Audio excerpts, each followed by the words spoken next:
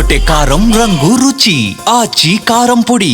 రాబోయే స్థానిక ఎన్నికలలో బ్రాహ్మణులు కూడా పోటీ చేయబోతున్నట్టు బ్రాహ్మణ రాష్ట్ర అధ్యక్షురాలు యమునా పాఠక్ అన్నారు. హైదరాబాద్ లో బ్రాహ్మణ official and professional welfare association, బ్రాహ్మణ వెల్ఫేర్ ట్రస్ట్ సంయుక్త ఆధ్వర్యంలో రాజకీయ రౌండ్ టేబుల్ సమావేశం జరిగింది. దేశ హితవును కోరే బ్రాహ్మణుల పట్ల కొందరు తప్పుడు ప్రచారం చేయడం సరికాదన్నారు. నాటి బ్రిటిష్ కాలం నుండి నేటి వరకు ప్రజల సంక్షేమం కోసం బ్రాహ్మణులు పాటుపడుతున్నారని కొనియాడారు. బ్రాహ్మణ వర్గం వారు కూడా రాబోయే స్థానిక ఎన్నికల్లో పోటీ చేస్తారన్నారు.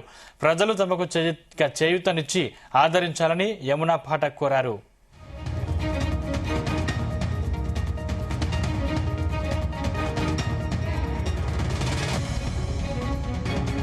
ఈరోజు Brahmin officials and professionals welfare association బోప్ఫా మరియు బ్రాహ్మణ్ వెల్ఫేర్ ట్రస్ట్ ఆధ్వర్యంలో సంయుక్త ఆధ్వర్యంలో ఈరోజు అన్ని రాజకీయ పార్టీల నాయకుల సమక్షంలో ప్రధాన పార్టీలందరినీ కూడా ఈ రోజు ఇన్వైట్ చేయడం జరిగింది. ఈ రోజు క్షేత్రస్థాయి నుంచి పై స్థాయి వరకు ఎవరైతే బ్రాహ్మణ ప్రతినిధులు ఎవరైతే ఉన్నారో వాళ్ళందరూ కూడా ఎవరికైతే ఉత్సాహంగా ఉన్నారో రాజకీయ క్షేత్రంలోకి వచ్చి మళ్ళీ అక్కడ రాజకీయ సేవ కూడా చేద్దాం అనుకునే ప్రముఖులందరినీ కూడా ఈ రోజు పిలవడం జరిగింది. ఈ రోజు మనం చూస్తే యావత్ తెలంగాణ రాష్ట్రం అంతా కూడా అన్ని జిల్లాల వారీగా అంటే ప్రధానంగా ఉమ్మడి జిల్లాల నుంచి మనకి ఎవరైతే ప్రధానంగా వివిధ పార్టీల అభ్యర్థులు ఎవరైతే బ్రాహ్మణులు ఉన్నారో పోటీ చేసే ఉద్దేశం ఉందో వాళ్ళందరూ కూడా ఈ రోజు ఇక్కడ ఒక సమావేశం ఏర్పాటు చేయడం జరిగింది. ఒక రౌండ్ టేబుల్ ఏర్పాటు చేయడం జరిగింది. అందులో పాల్గొన్నారు.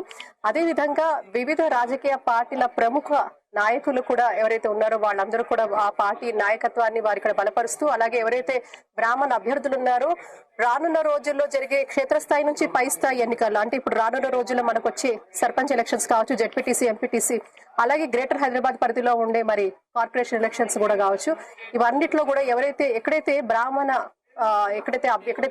పాపులేషన్ ఎక్కడైతే ఉందో, అలాగే అదొక్కటే కాకుండా ఈ రోజు బ్రాహ్మడు అంటేనే సమాజ హితం కోరుకునేవాడు, సమాజ శ్రేయస్సు కోరుకునేవాడు. కాబట్టి అలాంటి ఒకవేళ చక్కగా మన ఈ యొక్క ప్రాతినిధ్యం తీసుకొని సమర్థవంతమైన బ్రాహ్మణ నాయకత్వం వస్తే అందులో అందరినీ బహుజన హితం కోరుకునేవాడు బ్రాహ్మడు. కాబట్టి అలా అందరి సమన్వయంతో, అందరి అంగీకారంతో కూడా బ్రాహ్మణులు ఈ రోజు ఒక ప్రాతిపధ్యాన్ని ముందుకు తీసుకెళ్లే పరిస్థితి ఉంది. కాబట్టి దీని అందరూ కూడా పెద్దలందరూ కూడా వచ్చి ఆశీర్వదించడం జరిగింది, సూచనలు ఇవ్వడం జరిగింది.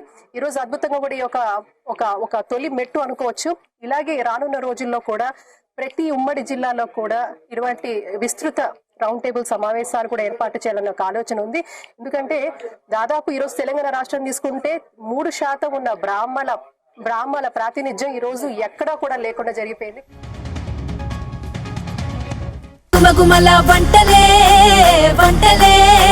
ఎర్రగొట్టే కారం రంగు రుచి ఆచి కారం పొడి.